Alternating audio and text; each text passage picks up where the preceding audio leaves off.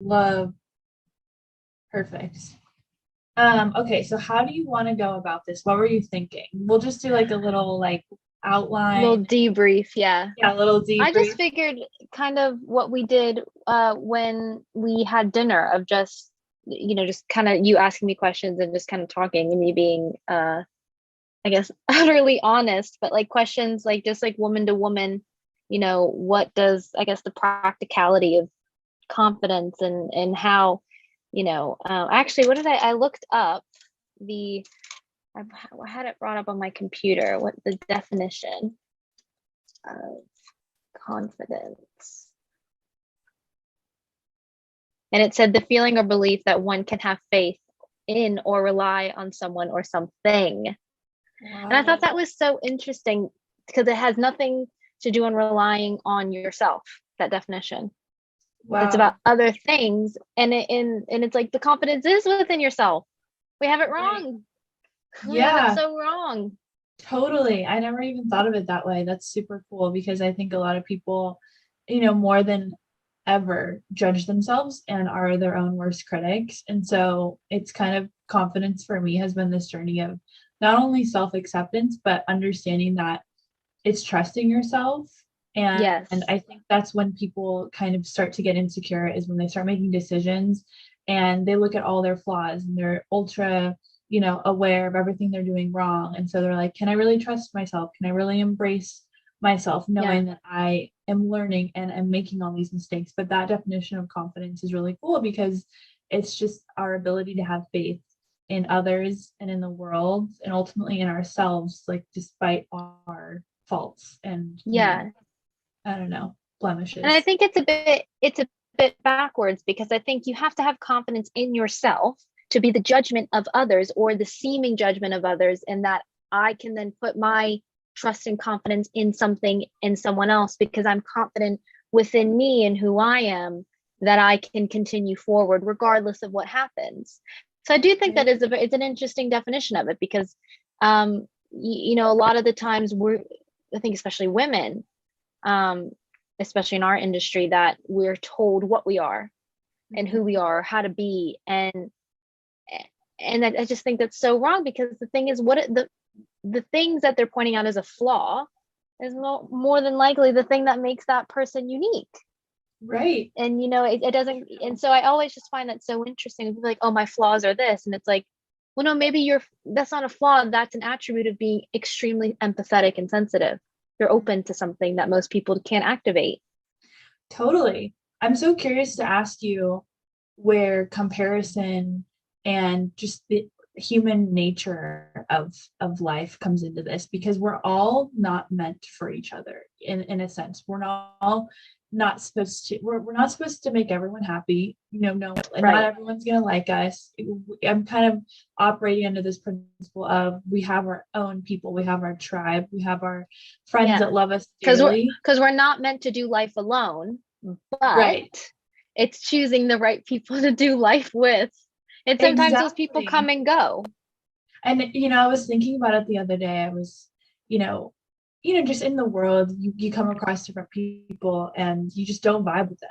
That's Right. okay. I don't have to change myself to make other people happy, but I think there comes this almost comparison aspect where confidence do you think confidence is exempt of comparison, or do you think that comparison is just this thing that we will always have to process through life when it comes to confidence?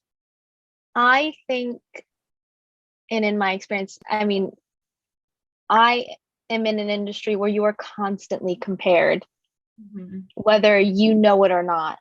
And it's something that I think we all go through and we all, in a way, struggle with because you cannot help yourself.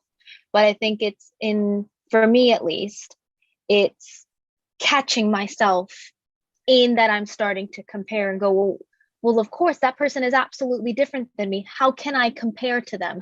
So it's and even this experience of doing the show that I'm doing it's in, you know, you're surrounded by incredible people and you're going, oh gosh. But I think that I think you knowing yourself is confidence enough, and you go in saying, I bring forth what I'm going to bring today, and who I am is enough. Because you bring something completely different than the other person. So, and I think, how do you practice that? Like what mindsets and affirmations or things do you do that help with the comparison aspect? one thing that I have to remind myself constantly, and I actually had to remind myself today, someone else's successes are not your failures. That's really They're good. so not your failures, because here's the thing, a win for them is a win for you, because it's a learning curve. You get to watch that person do that and you go, oh wow, that's great. But it's so hard. It's incredibly hard to not go, oh. But if you're honest about the jealousies or how you feel the comparison, most of the time, for me at least, it turns into pride and going, oh, I'm so proud of that person for doing that, because it is true. But it's tough to get there. And I know that you go through the cycle and you have to really churn yourself out of it. Absolutely. And some days it's easier and some days it's hard. But yeah, that's something that someone else's successes are not your failures. And also I think that your mistakes are not you. I love you're not that. You're not defined by your mistakes. You learn from them. That they are so not you. They're just mistakes. I think that's such a great point, because I think it's really easy to define yourself in a moment when emotions are running high. And one thing that Brene Brown mentioned in her new emotions book, where she goes through all the emotions and what they mean, she mentioned that jealousy just means desire. And I think it's really easy to get into this unknown feeling of jealousy. And it kind of is a dangerous feeling, because when someone's jealous, they act out of bitterness or resent or impulse, because it's not a fun feeling. When you're jealous of someone, you're uncomfortable. And that kind of changed my perspective, because being in an industry where there's so many successful women, I mean, I'm interviewing, we've interviewed 170 plus women to date. So I'm always reading about successful women. And so it goes through your mind of like, when is it my time? Yeah. Not, but it's like so easy to come across, because women are so beautiful. They're so powerful. They're so amazing. And women are mighty. They are. They really are. So it's easy to get that little sting of jealousy. And so that was a really cool lesson for me. It was just to realize, oh, that's just an indication of desire, and this understanding of they're in their chapter 7, where I'm in my chapter 3. And there's lessons that I'm learning now that absolutely doesn't apply to them. And so if I try to put myself on someone else's journey, that's not my journey. And I think there's reassurance of, wow, I can honestly just follow my path, trusting the universe, God, that I am provided with all of the lessons and things that I need, and then I'm getting there. Absolutely. And so that to me was just super cool to be like, oh, it's just desire. And then you just let it go, and then you don't act bitter, you don't act out of impulse. So that was a fun lesson for me, because I think you're right. It's easy to define ourselves sometimes by other people's successes or even our own mistakes. And it's just practice, this mental practice of taking a step back and saying, nope, I'm not going to do that. Yeah. And I think also what does it look like for me included, for us to sit in the jealousy? It doesn't feel great, right? But what does it do to us that we sit in and we go, yeah, okay, I'm really jealous of that. Why? Like you said, desire. Okay, well, what do I desire? A job like that, or a role like that, or an opportunity like that. And you go, oh, okay, that's what it is. And it's not that I want to be her. I want to do the same thing, or I want to do something similar. And there's nothing wrong with that. But I think it can turn into that bitterness. And I think that that's honestly something that's learned. I think that's something that's what we learn, and that's what portrayed in media. So we go, oh, jealousy and bitterness. You could still be a happy jealousy. It's like with your siblings. You go, oh, okay, you got married. Good for you. I'm And you so just, you, happy for you right now. yeah, and you sit in it, but Yeah. you rise above it and you go, oh, okay, honestly, this jealousy is something to do with me. It has nothing to do with that other person, because most of the time those people don't even know that you're jealous, or you do make it known and you just look like the biggest asshole in the world if you're acting a certain way. But I think it's Totally. having this self-awareness to go, oh, that's what I'm feeling, and I'm feeling very jealous of that. And you sit with it and you kind of, you get it out. And there are things that I've been jealous about for a couple months, and then I go, oh wait, why am I jealous? Right. And you completely forget, because you've Yeah. sat there and you've gone, oh, it's not about that person, it is about me.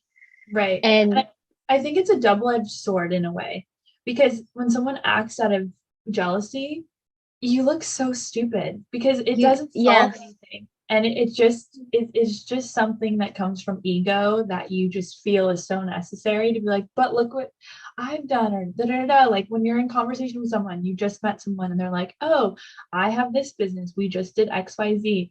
It's so hard sometimes to be like, oh, but I have da da da. And yeah, you say oh, absolutely. And what is you're trying to that? like pull stuff out of your knapsack, and you're like, wait a minute, that's not even true. Like, I'm Yeah, not I like, almost that's like not even happening.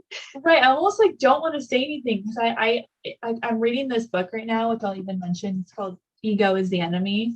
And this is my next Oh question yeah. I wanted to ask you. By far the best book I've ever read, like 10 out of 10. And I want to reread it every single 2 months because it's so eye-opening. And I wanted to ask you, because the ego is dangerous. And I'm sure that you being in theater and being an actress, you see a lot of ego.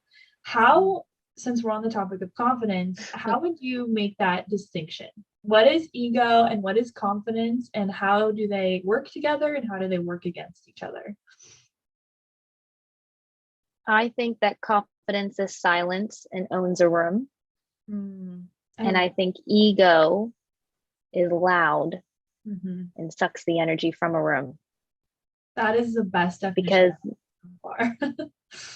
and that's not, me being like, oh, that's the truth. It's just, that's how in my experience, that's how I would personify, it's how I would define it. Because when you lead with ego, now granted, the ego is dangerous, I think, to an extent, but also your ego is there to protect you, because it's going, oh wait, we could get hurt by this, and that could happen, and that could hurt our feelings, so be defensive. And you're going, wait a minute, wait, what if I'm just open and I set you down for a second and say, you know what, thank you for what you're trying to do, but you're overcompensating. And I think what I have seen, and I've had a recent experience with it,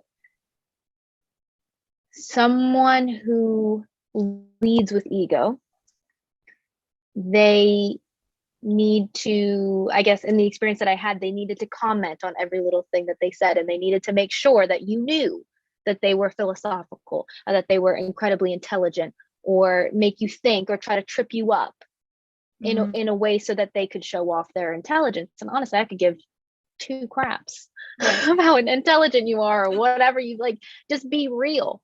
And I think when you lead with ego, you love the power that you have in a room. You love the aspect of people needing you, and that they rely on you for the next step in something.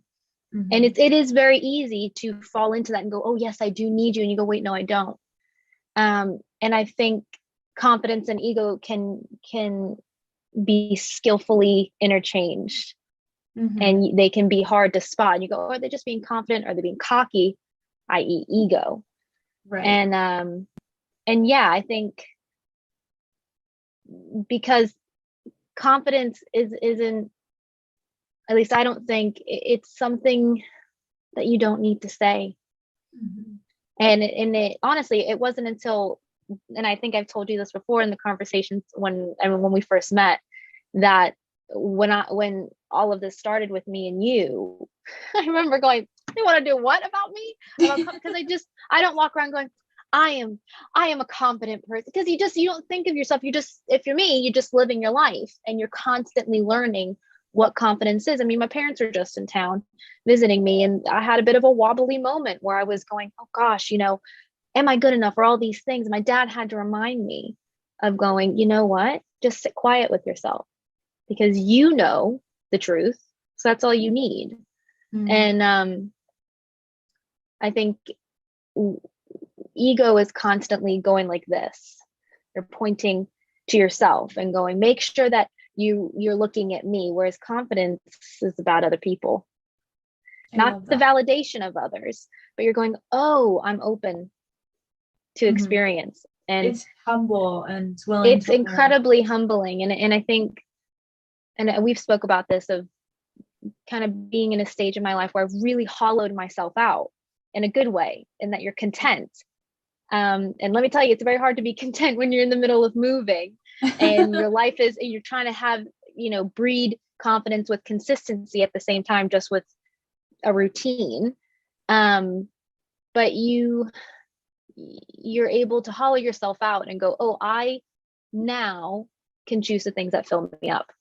Mm. And it's not, it's not anything material. You're going, oh, the types of energy that I want in my life, the types of people, experiences, memories, those types of things you then decide, and you're choosing for yourself, and you're leading with love and openness and other people, Mm. not what can I gain from this? What can I take from this?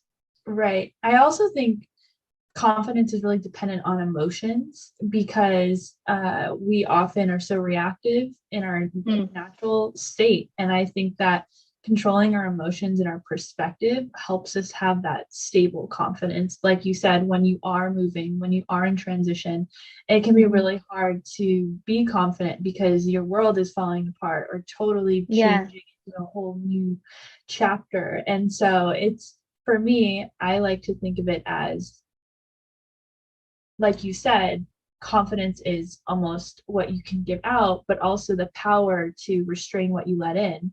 And Yeah. I love that this book also mentioned that you can't take praise as truth either. And that is really hard for me as a words of affirmation person because I just be told how awesome I am all the time. Like I'm like, that's how I feel love. Like that is just how I am. And Yeah. so, once Oh, you're we all need a little bit of that verbal validation. You want to be told that you're good, and every that's we all want that, absolutely. And I don't think there's really necessarily anything wrong with that. I think it's, if you're relying on that for mm, your truth or for your confidence, you're right, never ever going to be satisfied with it ever, because exactly. you're going, oh well, that person doesn't really matter because they don't have any value in my life. Right. And I think that's the fine line that you have to Mm, come to, especially when you do have that as a love language, is okay, I hear you, but that's not my truth. Ultimately, my truth is what I believe about myself and what I love about myself and what I accept about myself. And so in a way, you're kind of this your own rock as you're transitioning through life because you hold a value system that I think anchors confidence, and your values determine how you're going to react or how you think about yourself and view yeah. others. And you get to this point where you are enough. And either the people that love you are going to see that and believe that, or if they don't, then they're not your people to begin with. And it's a nice little weeding out system that works out too, because Oh, once struck into you, absolutely. then people, they can't shift that. Because I think a lot of people too, when they're meeting new people, they're a little hesitant, which is totally natural. You don't want to be overly, this is me, and Yeah. super. You're more reserved, rightfully so, because you're like, okay, am I going to trust this person? But I also Yeah. think too, there could be this mirror situation happening where people feel like they need to mirror others all the time, and so they don't really know how to adapt Yeah. to your own version of yourself. But I think you get to this point where you're just still socially acceptable. You're taking your time in a new connection.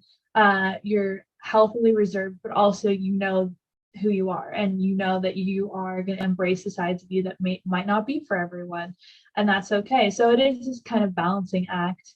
And Oh I'm yeah. also interested in what you feel like the acting world brings to the table when it comes to confidence and balancing out personalities, and how have you seen how have you seen that played out in your industry? Oh gosh. Well, oh, there's a fly. Um, Well, one thing that I just wanted to say is something that I've learned is that and that is that your emotions are not you either.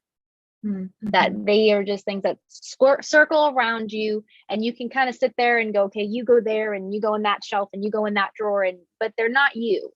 And when you submit to that, at least for me, I've gone, oh, okay, now I can see this clearly. I'm feeling angry or all these things, that they're not you. They're just these things going at war with each other.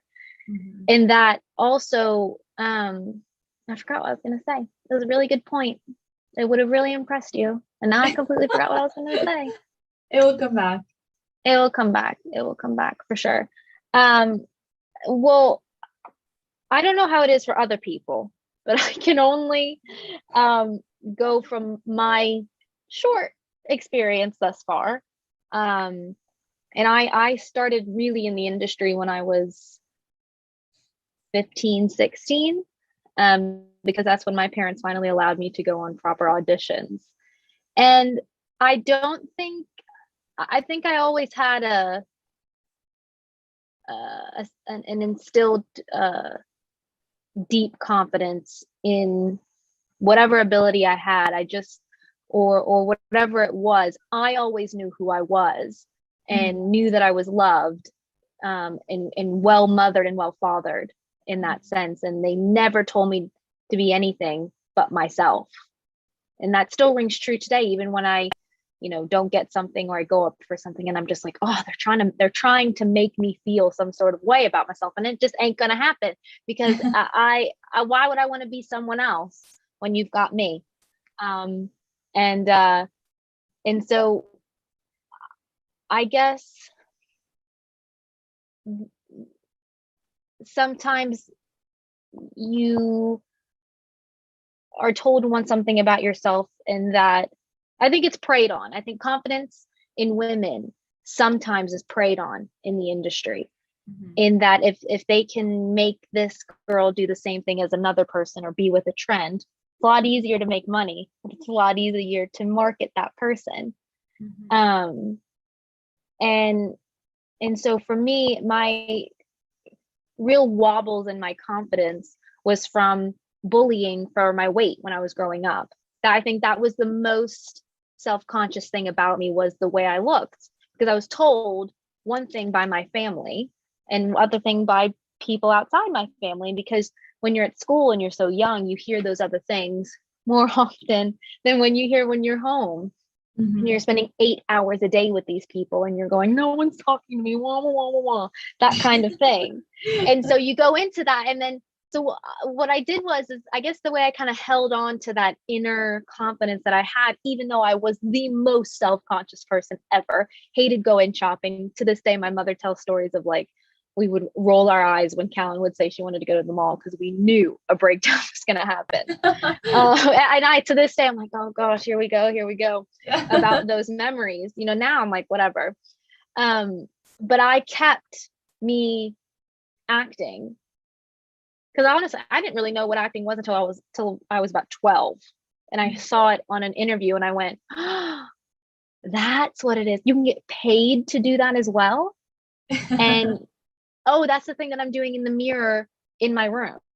Right. So I kept it quite secret because I didn't want it to be anything that was preyed on. I didn't want it to be material for someone. And it was just this one little thing that I could do. It was just in me. I could just do it. Mm-hmm.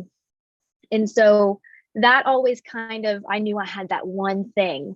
And then when I let it be known, I felt very exposed. I'm like, oh, everyone knows this, and it's very vulnerable. And I think the confidence for me is just knowing that you love it. Mm-hmm. And that in having the expectation that you're going to try to be broken down, Right. and especially with some acting classes, not the one that I'm doing right now, but Mm-hmm. I have been in some experience where they wanted to tear you down to build you back up. And you're Right. going, what does that do? If anything, that scars a person, and that person walks out not knowing what to do, where to go, or who they even are, because you've told them who they are, and it's not even true. And so I think if you can hold on to something that you absolutely love, a passion or just love. I think if you meet everything with love, you'll have the confidence to go forward with anything. And I think for me, as hard as the industry can be, and it still is, you just love it. Not the industry, but you love what you do. You see the importance and the value in what you do. Even though, do I get paid to pretend to be another person? Yes, I do. Is it a real job? Not necessarily, but it's an important societal thing, I think, is to entertain and to meet people where they are, and sometimes have a self-reflection and it's tell a story. A talent, for sure. I love that you mentioned love. There's a proverb, I think, and it says, knowledge puffs up, but love edifies. Mm-hmm. And I think that more people should approach everything in life with love. And not that sounds cheesy, because it does. But I love a bit of cheese. I love a bit of cheese. A little bit of cheese doesn't hurt. But I think why I love that saying so much is because at the end of the day, what's the big deal? You know this, you know that, you want a prize or something, or do you want genuine connection, genuine fulfillment? And I think confidence stems from love, loving yourself, loving others, and knowing that life is not some huge, gigantic competition. If you go into something, thinking, okay, what can I get out of this? Or who can I meet? It's exhausting. And that's not authentic.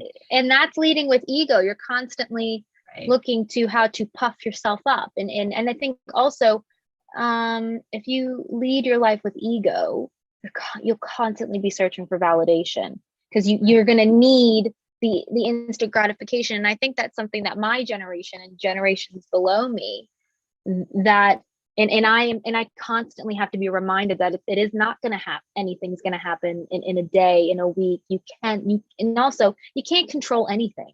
You cannot control anything, no matter how hard you try. You cannot. There's just no way. And so I think that breeds a lot of confidence, because you go, oh, what a relief. I don't have to control that. That's not my job. I don't have, obviously you have responsibilities, but you go, oh, I can't control that. But I think also, if you are able to meet something with love, and when I say love, I don't mean ooey gooey, like I love you, that kind of thing. I think with an openness, and you can then accept it, or say, oh, you know what, that I got the experience, I've learned from it, not for me. But you're not judging. You're not able to judge, and you're not able to be fake either. What I see so much, and you do have to watch yourself with it, is fakeness, is putting on the personality show. And I've moved a lot when I was little, so I was so used to putting on the personality show and being like, ooh, I hope you like me, please, please. And then in the last 2 years, I've really gone on this mental health journey of hollowing myself out in the best way possible. And really, the real me is a functioning introvert, where it's that I can go and be gregarious and be that, but I would much rather be very quiet and observe and read a book, or be with just my group, my little tiny group of people, which usually just consists of my family. But you can't help but, when you try to, if you're in that state, and I've tried it, where you try to entertain the thought of, okay, if I am like this, and I kind of try to be fake along the same lines as those people, because you do want to be liked. Everyone wants to be liked, and I've gotten to the point where I can't even entertain the thought or imagine it for more than 5 minutes, because I'm just like, oh, that's just bullshit. What? That is such wasted energy. So what if I just choose to go off on my own and do that? Nothing wrong with it. And you don't owe an explanation to anyone. Exactly. And that takes a lot of confidence to say, you know what? It is what it is. And I don't, unless I am responsible to something for you, then whatever. Oh, I just remembered the thought I was going to say. Come back. That there's a difference between reacting and responding. When you respond to something, you've given yourself a minute, because everything's reactionary, you Right. know.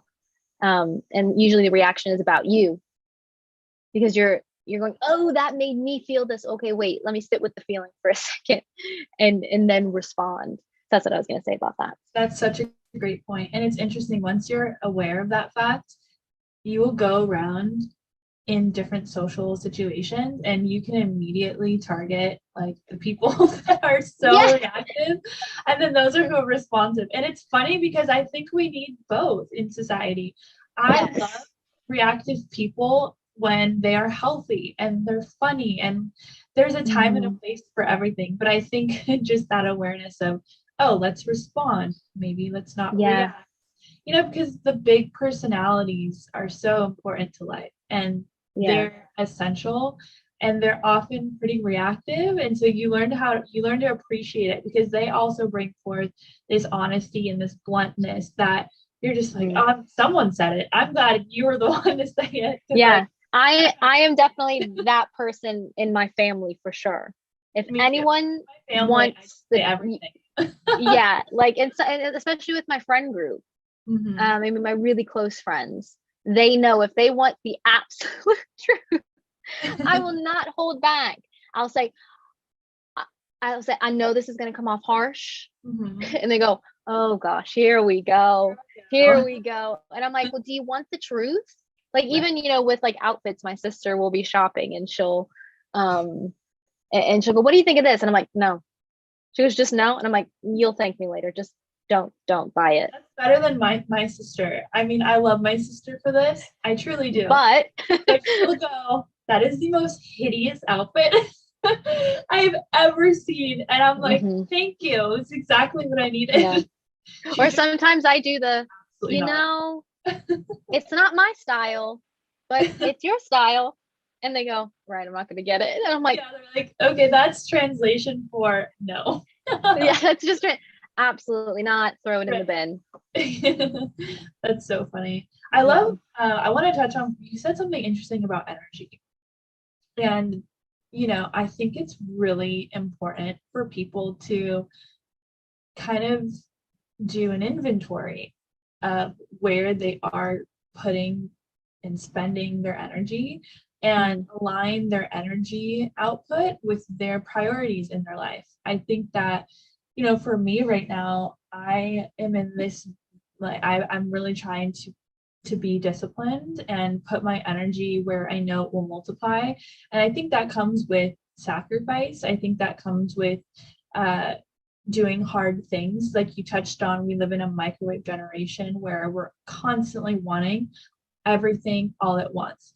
We Yeah. want it now, and we want it to be incredible, and we want to tell everyone about it, and then we want that experience again next Friday. And so Yeah. it's this interesting cycle that happens where it's like, if we're always seeking constant pleasure, we're almost never doing the long term, fulfilling type of thing that brings us delayed gratification. And we're never going to get those satisfying results of, okay, I'm going to put a lot of time and energy and effort into this and not tell anyone, but it will be worth it, because in the end, I will yield the results that I'm trying to achieve. And I think, with confidence nowadays, it could really tie into where we are putting our energy and where we are putting our priorities, because our energy and our priorities have to match up. And I think there might be an element of shame when it comes to uh, saying, hey, I can't really do this right now. Like I'm focusing on this part of my life, and we wish we could do it all. We wish we could Yeah. go out and party and, like, travel and shop, and all of these Yeah. things are just like super yummy to our ego. But I think Mhm. there's a humility in just stepping back and saying, hey, I just can't. I need to Yeah. put my energy into something that is going to give me the results that I'm worth, the results that I'm working really hard towards. And I want to talk to you about that, because that, I think, really ties into confidence, and knowing that, like, you're doing this for yourself, and you have to be confident in your process. And if it's meant to be, it's meant to be. And so where have you found that your energy output and your priorities, where have you found that to be essential in your journey to confidence, and why? I think in my experience that consistency breeds confidence. I love And I that. think that it starts very, very small. And I think in my experience that sometimes and I've surely done it in the past where I have busied myself with people or put my energy into something, like you said, to breed worth or whatever, to avoid what Mm. was going on. And so what I think, and this is what I did, and it's turned out okay so far, still on the journey, you'll never be off the journey, in that when I prioritized taking my knapsack off my back and dumping it all out and Mhm. saying, right, here is all of it. Let me look at it chronologically, whatever comes up, let me look at it all Mhm. and go, okay, do I have responsibility in that? Actually, no, I don't. That was told to me. Okay, I can do away with that. Doesn't matter. That's not me. That's not Mhm. me at all. And then what you're left with is you go, oh, okay, let me try to make sense of it. And sometimes you will, and sometimes you won't. Sometimes it may take a year Mhm. to make sense of something, or you may never know. But Right. I think starting small, and for me, it started with saying that it was okay to not be okay. Mhm. And then was you mentioned about, putting your energy into people, and sometimes it takes a sacrifice. I've had to not be friends with people, not because they were a horrible person, Mhm. but because at that journey, at that stage in my life, I had to choose silence and Right. go, right now, this relationship is not what is best. And you do have to be a little bit selfish, which there's Mhm. nothing wrong with that. And I think that's the thing that they don't tell you about when you decide to kind of, call the bullshit on life, is you go, hang on. Oh, some people aren't going to like this. Some people Mhm. are not going to like the isolation or the me retreating in a good way to look inwards. Mhm. Um, and I think so. I can just, if it helps, I can kind of talk through my journey in that a little bit more. In that it did start out seeking out a life coach and going, I need a day-to-day thing that I need to understand. Mhm. And I started out with this wonderful woman named Natalie Kashani, who is absolutely amazing, and I still work with her. And she just really taught me the little things is what matters. And that shame, you don't need shame. Mhm. Shame is something that is we put on ourselves, and that if it's I'm really tired today and my body just cannot do the workout, and you start to feel shame about that, still don't go do the workout. Listen to what you need. So that's kind of what it started out first, is physically asking myself, okay, what do I need right now? Do I need the bar of chocolate? Do I need all of these things? Mhm. And then it started going, okay, outwardly, how am I going to energize my body? How am I going to really get it going? And that's when I started to have a consistent schedule with working out or doing something. And you realize that not only are your actions being consistent, but the reason why you're consistent is because the people are consistent as well. And Love that. that's I think people's energy, you don't have to be in person. With Natalie, I've never met her in person. We connected over Zoom, Mhm. and I still haven't met her in person, but we are so tethered to each other through energy. It's astounding. She knows me back, front, and center, and it's great. And she's helped me so much in that journey, and I'm so incredibly thankful to her. And she will always be a part of my life in that sense. And so then when you get, for me, when I got, okay, I'm really confident in my small consistencies. Yay me, good job. And I started to notice a thought change in that the inward confidence was getting bigger and bigger. It was kind of like a small little flicker of a candle, and it started getting larger and larger and larger. And then I said, okay, what do I actually want in this portion? So let's just say got really into working out. Okay, what do I really want? I want a relationship with someone that I can go to and do those things. And that's how I met another consistent person in my life, which was Quinn Fishman, who's my trainer still to this day. And I think also, and I'm going to touch on this, especially with Quinn, I think confidence is something that is learned. It's so learned, and granted, you're getting feedback from people, but it's the way the person interacts with you. Do you feel safe to them? Are you safe with them? Those types of things. And you start to realize that you don't notice that it's implementing these building blocks of confidence. You just are there and you're present and you're absolutely in the moment with them. And something that I had not really had that much confidence in was my body, not just what it looked like, but the ability of it. And what she taught me was that the internal work of believing in yourself will manifest itself on the outside. So if you look at that barbell and you say, I can't lift that, you're not going to be able to lift it. But if you just go up and do it, which is definitely like an acting thing, where you just go and do it. Just if you do it, the emotion will come. Just do it. And I could do that. I can do that. I'm like, yeah, okay, get it. Because I understand that. Right. And so slowly but surely, having someone kind of really crack the whip on myself and say, I cannot do this for you. I cannot tell you that you can lift that. I know that you can, but you have to believe it for yourself. It is not my job. It's a choice. And I think, yeah, exactly. And she had this complete understanding of, I cannot force this girl to have confidence, because you have to make the choice. You have to say, right, this is who I am, and not wobble from that. Right. And so it completely and utterly changed my life, because I saw someone who was willing to be consistent in my life, that made me want to be consistent in my own life and also in hers. And then now she's become my best friend. So it's great. Can't live without her. I love that. Yeah. And getting back to, like, how confidence, I think, is learned.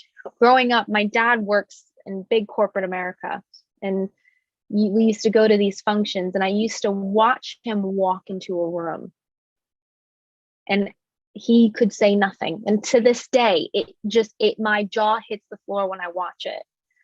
Says nothing, walks in very casually, says hi, and everyone just clocks him. And it's just this presence of, and I just remember being little and watching it and going, I want to do that.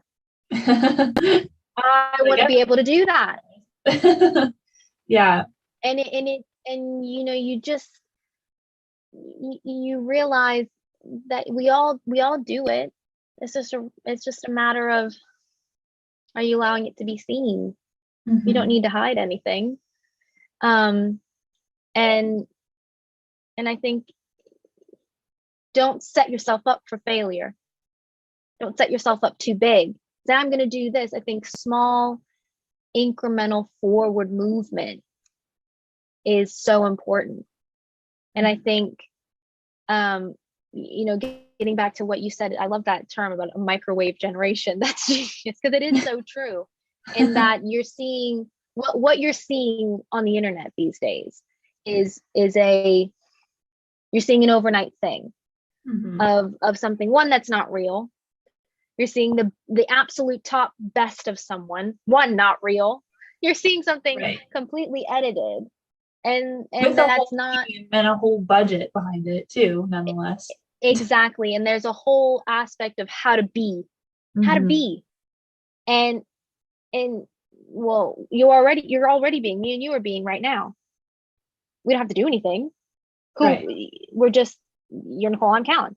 Like, it's just, you don't have to be, ooh, I'm Nicole, and I don't have to be like, ooh, I'm Kalyn. Like, we don't need to do that. You so don't need to do that. I could for a laugh, right? But I don't need. But that's just me. I don't need to put it on the internet, right? But I think what it does is it gives a falsehood of confidence. It's the falsehood of I am this way all the time. And none of us are. Mhm. None, we all, and here's the thing, something that my dad actually reminded me of is that it is so good to have bad days. Yes, I It completely agree. is. And now hearing that, I went, oh yes, I will accept the bad day or days, plural, Right. because those are what teach you to be strong. And the And sun always comes up tomorrow. it That's always comes up. that saying has kept me for so long. I'm like, yeah, It this was does. a really bad day, but guess what? We just go to bed and we can restart. Two things that my mother has always said, and I say it to myself pretty much every single day, is every day clean slate. So what you Love did yesterday that was absolute crap, it's it. done. It's over with. Today's a new day. It's a clean slate. And that also, when you have the bad day or you're going through something, that the only way out is through. Mhm. Because what that does is, for me at least, I'm able to put my head right in the junk of it all and really look at it and go through it and sift it out. But then it allows you to come up and go, oh, look at that journey I just went on, or oh, and I think don't avoid the small stuff either. I think when we avoid the small stuff, confidence in the big stuff that happens is so not there. Mhm. Because when you look at the small stuff, then when the big stuff happens, you go, oh wait, I got this. Right. This is easy. I can do this. And I think we avoid a lot. I know that I have a tendency to, and I've gotten better with it.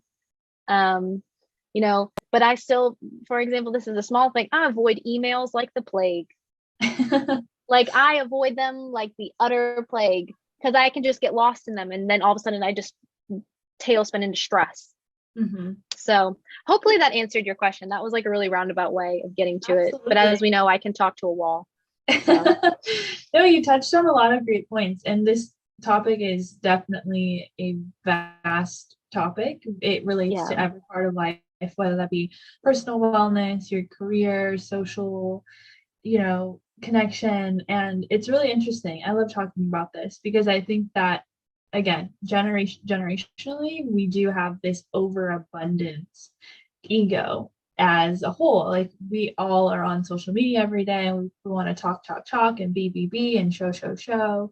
But it's really nice to just have an authentic, realistic conversation about confidence Mm-hmm. and say, hey, there's days that are gonna totally suck and you're gonna cry.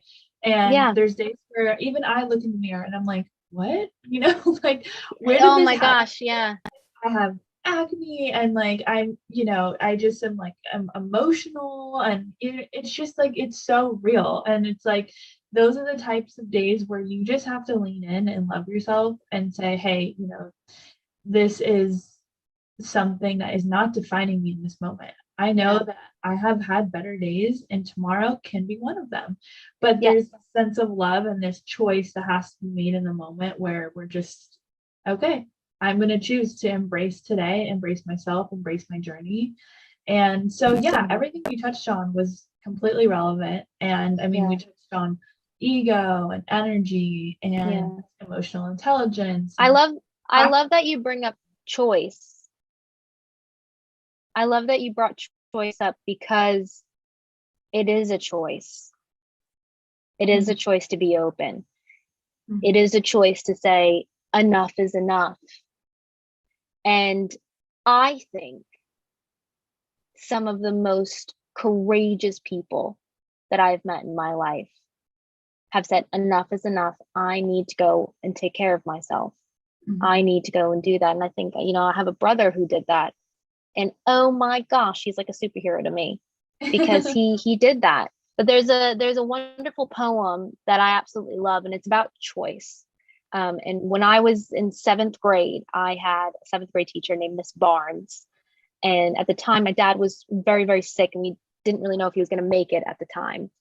And she gave me, and I only remembered this 2 years ago when I started on my mental health journey, because it all of a sudden it was like I was one day it just popped into my head and I was like, oh my gosh, how I'm remembering this now, but what a great poem. she gave me this poem, and it's a 3-line poem by Jane Hirschfield. And it goes like this. It goes, I moved my chair into sun.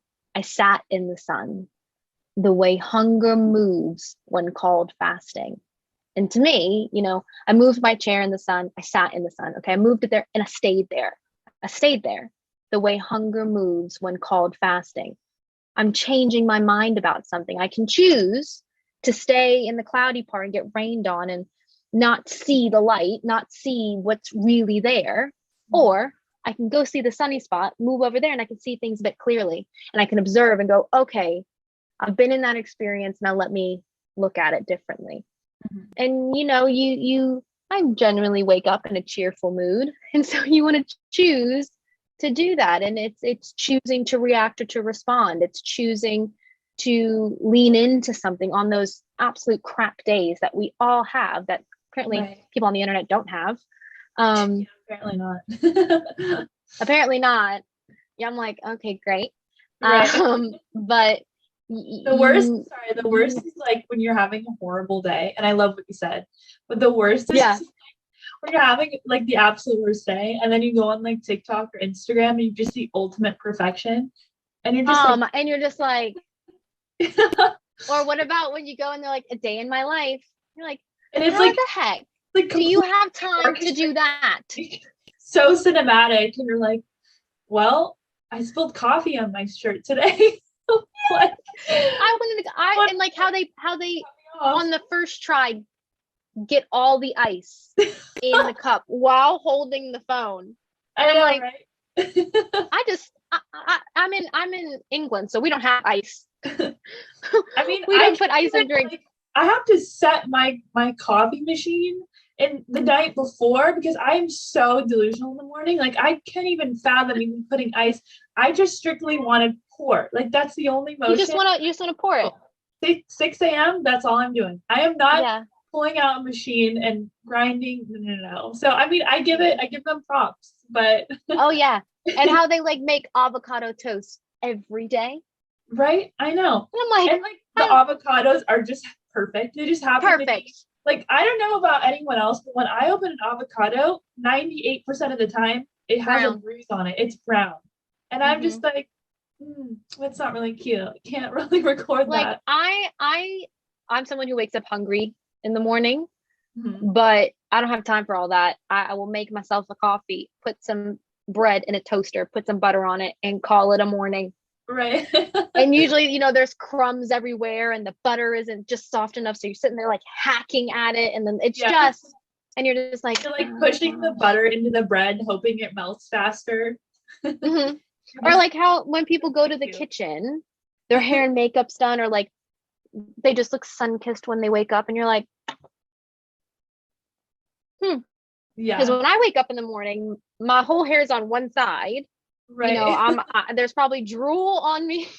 And you're like, okay, great. I just feel, I mean, we're kind of priming young women to have these expectations to be perfect, and we're also priming men as well to think that's what we actually look like when we wake up, and like that, I'm sorry, that's not the reality here. You're not gonna have someone that's gonna wake up and like perfect. I mean, I'll try, like if I'm dating someone and then I'm with them, like, you want to present yourself well, but I mean, it's sad because a lot of girls feel this pressure to be perfect. But getting back to your choice poem, which I want a full circle there, I think that is beautiful. I think that is such a great just analogy of sometimes in the morning, we do have to choose to put our chair in the sun and to sit in it and to see things in a much beautiful, brighter light than they actually, feel in the moment. Things can feel pretty heavy. They can feel pretty great comparison. But choosing to put that chair in sunlight, I think, is such a beautiful way to kind of full circle this conversation on confidence, because it is a choice, and it's an active choice as well. It's a daily that fresh, clean slate every day also comes with a fresh new decision to make about how you see yourself every day.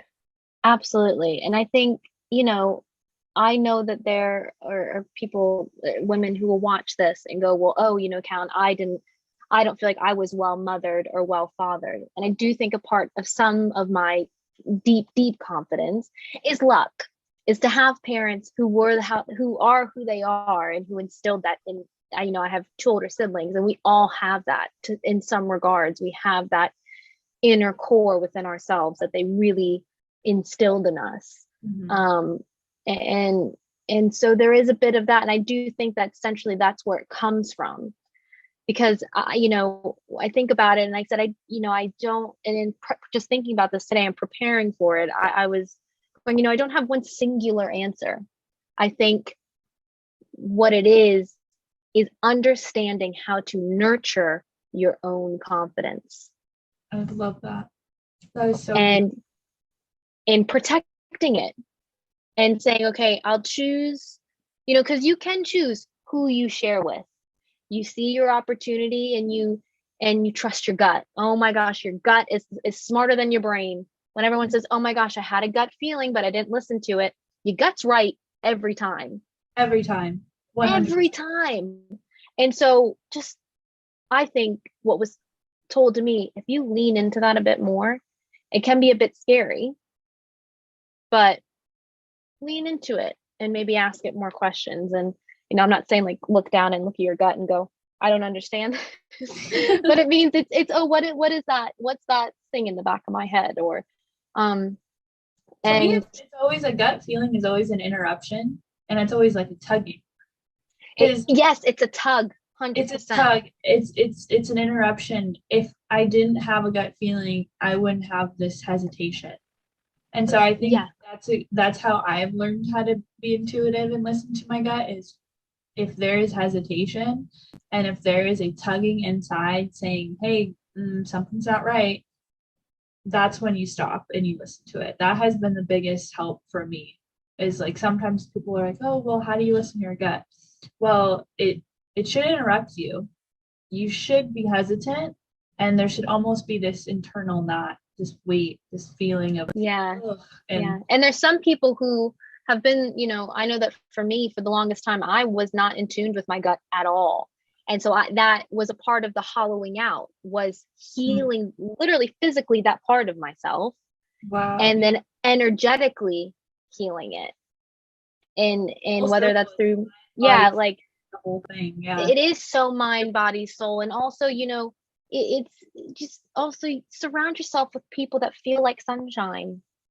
And when people do, it. And sometimes nothing has to be said. You just know, you feel the pull to talk to that person, or you go, oh, okay. Now, sometimes I can get a little bit muddled, because you're like, oh, am I jealous of that person? That's why I want to be around them. Or why am I intrigued? Am I inspired by that person? And so but here's the thing. These are all things that everyone thinks about, but doesn't say or talk about. Right. I totally and you make the conversation open and you go, oh, you struggle with that, but you're a confident person. But yeah, I can sometimes be like, I'm a bit bloated today, ain't feeling that great. That has absolutely nothing to do with my actual confidence. I'm still going to wear what I'm going to wear. It might not be I might not be as comfortable, but I think that when people make I think society makes our confidence about a very superficial thing, and it's so not superficial. It's so the opposite, and it's not reliant on anyone else but you. You are the compass. I love that. That's the thing. And I get really heated about it, because in coming to understand it and it being, told to me that I am that person, and I'm kind of like, okay, I'm just living my life. I've now picked up on some things. It's like, well, you were absolutely not helping that person. That has nothing to do with her or his confidence at all. So yeah, I think what you said about how we are the compass is really a great way to kind of full circle this conversation. And I'm excited that we talked about this, because this was so immediate. I just knew when I met you, I just had that gut feeling that we talked about, that I just wanted you to talk about confidence, because Yeah. it is an energy. And that was the first thing that I picked up when I met you, is that you just exuberated this confidence that was beyond Thanks. societal expectations or definitions. It was just truly an internal thing. It was a core, it was a root that I knew that you had kind of this wisdom to pass along, this mantle to share with other people. So yeah, thank you so much, Kalyn, for joining me. Thank And I'm excited. you. I am sure we'll do this again soon. Absolutely. We And must, even if it's not recorded, even if it's just me and you talking about what's going on in our lives. my schedule, I know my schedule lately has been so crazy, but I'm embracing it, and I'm glad that we made the time to. And I'm sure I'll Yeah, hit you up next time where I have a free day, and we will definitely do this again. absolutely. All right, Kellen, we'll have a good one. And is there anything else Thanks. you want to add or share? Um, that eat chocolate every day because it'll make you feel good. I Okay. do, and it makes me feel fabulous. I really like that advice. Unfortunately, I don't know if I'll be able to pull it off, but I definitely like that underlying message of being intuitive. And Yes, just it's be okay. yourself. Be Be yourself. Eat yourself. the chocolate, Eat your chocolate, be you know, yourself, do the treadmill and instead of weights sometimes. No pressure. exactly. And Lucille Ball said it best: love yourself first, and everything else will fall into place. I love that. Beautiful, beautiful. Cool, Beautiful. cool. Well, have a great one, Callan. Enjoy London. I cannot Thank wait to visit you. you. And Of we'll course. talk soon. Yes. Okay. All right. Thanks. Bye. Bye.